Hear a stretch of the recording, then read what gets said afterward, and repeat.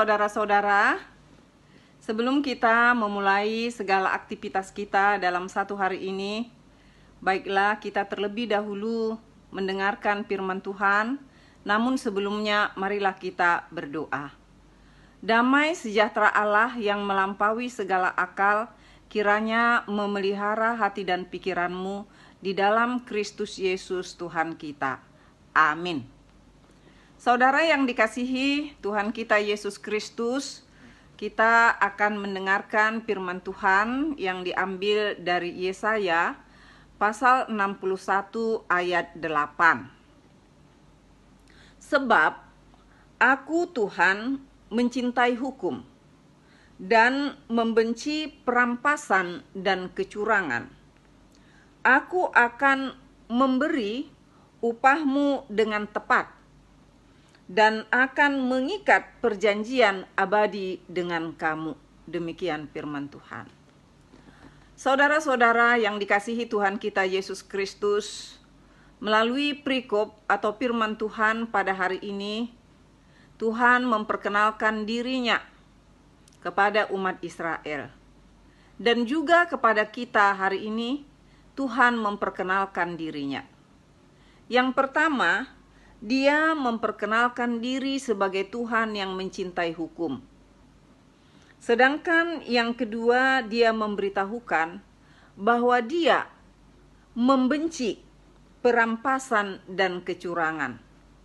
Sedangkan yang ketiga ialah Tuhan Allah sendiri mengikat janjinya kepada umat Israel. Tuhan Allah mengikat janjinya kepada orang-orang yang percaya kepada Tuhan kita Yesus Kristus. Yang dikasihi Tuhan kita Yesus Kristus, Tuhan memperkenalkan dirinya sebagai Tuhan yang mencintai hukum. Di dalam kehidupan kita di dunia ini, sering sekali hukum tidak ditegakkan. Misalnya, kita dapat menyaksikan bagaimana orang-orang yang hidupnya menderita, tidak memiliki apa-apa, tetapi masih diperlakukan tidak adil oleh orang-orang yang mempunyai kuasa atau orang-orang yang memiliki banyak kekayaan secara materi. Itu bisa terjadi. Atau mungkin juga bisa terjadi perampasan atau kecurangan atas hak-hak seseorang atau bahkan hak-hak suatu kelompok diperlakukan dengan tidak adil. Tetapi firman ini memberitahukan kalau kita manusia melakukan itu, merampas atau melakukan kecurangan terhadap orang-orang yang lemah atau terhadap sesama kita, kita telah melakukan apa yang Tuhan benci. Berarti kita bukanlah sahabat Tuhan untuk menegakkan sukacita, untuk menegakkan hak-hak bagi orang-orang yang layak memilikinya. Dan itulah yang terjadi pada saat umat Israel di dalam pembuangan. Mereka tidak mempunyai hak. Mereka menjadi budak-budak atas bangsa lain. Namun pada perikop ini, umat Israel sudah kembali ke Yerusalem. Dan di Yerusalem, Tuhan Allah kembali mengingatkan tentang siapa dirinya. Dia Allah yang mencintai hukum dan membenci perampasan dan kecurangan-kecurangan. Yang dikasihi Tuhan kita Yesus Kristus, bila Tuhan memperkenalkan dirinya sebagai Tuhan yang membenci perampasan dan kecurangan, Tuhan yang mencintai hukum-hukum, tentu firman ini juga mau menyapa kita, mau memimpin kita kepada hal-hal yang Tuhan suka.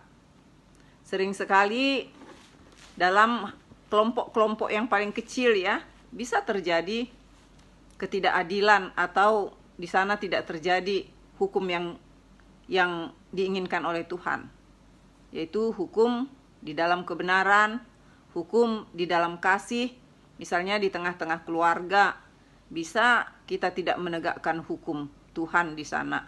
Ada penindasan di sana. Misalnya orang dewasa terhadap anak-anak atau pihak laki-laki terhadap perempuan atau sebaliknya.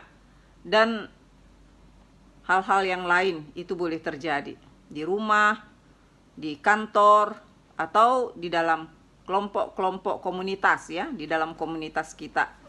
Itu bisa terjadi. Tetapi kalau Tuhan mengatakan di sini dia membenci perampasan dan kecurangan, berarti mari kita jauhkan apa yang Tuhan tidak suka. Mari kita hindari apa yang Tuhan tidak suka.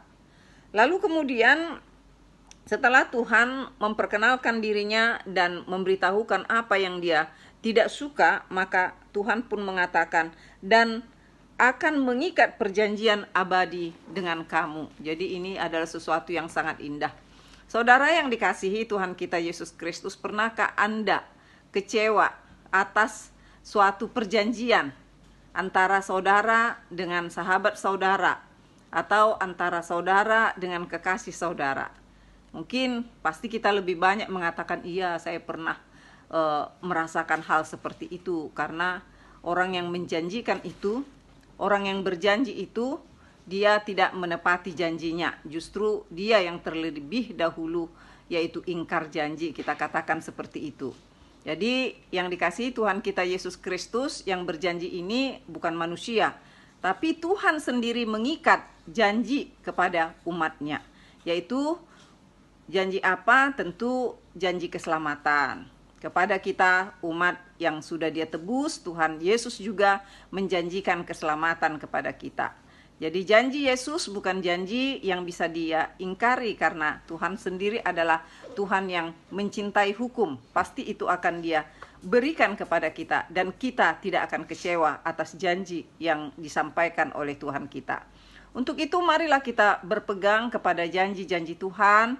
Kita masih mengingat ya, pada waktu Tuhan Yesus akan naik ke sorga, dia mengatakan juga kepada murid-muridnya, kepada orang-orang di sana, dia katakan, aku pergi ke rumah Bapa untuk menyediakan tempat bagimu. Karena banyak tempat di sana, dikatakan Tuhan Yesus. Dan itu juga merupakan janji bagi orang-orang yang percaya, bagi kita.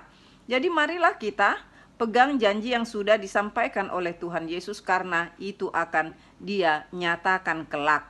Dan kita semua akan bersuka cita, kita akan bersorak-sorai untuk memuji-muji dia. Untuk itu sebelum kita sampai ke sana, marilah kita melakukan hukum-hukum Tuhan, marilah kita melakukan keadilan di dalam kehidupan kita sehari-hari. Tuhan memberkati. Amin. Kita berdoa. Terima kasih Bapa di sorga atas firman Tuhan hari ini yang telah memperkenalkan dirinya kepada kami, bahwa Tuhan adalah Tuhan yang mencintai hukum. Tuhan tidak suka dengan perampasan dan kecurangan. Terima kasih Tuhan, karena melalui firman-Mu kami juga dipimpin, supaya kami tetap hidup di dalam hukum-hukum Tuhan. Dan Tuhan juga telah mengikat janji kepada umat-Mu, kepada orang-orang yang percaya kepadamu. Tuhan, kami telah menerima janji-Mu itu, janji keselamatan kekal. Biarlah Tuhan, Engkau kiranya meneguhkan kami di dalam roh-Mu, agar di dalam penantian akan wujud dari janji-janji Tuhan, kami menyatakan kesetiaan kepadamu. Terpujilah Engkau Tuhan, di dalam Yesus Kristus Juru Selamat kami yang hidup. Amin. Salam saudara-saudara, sampai ketemu di lain waktu.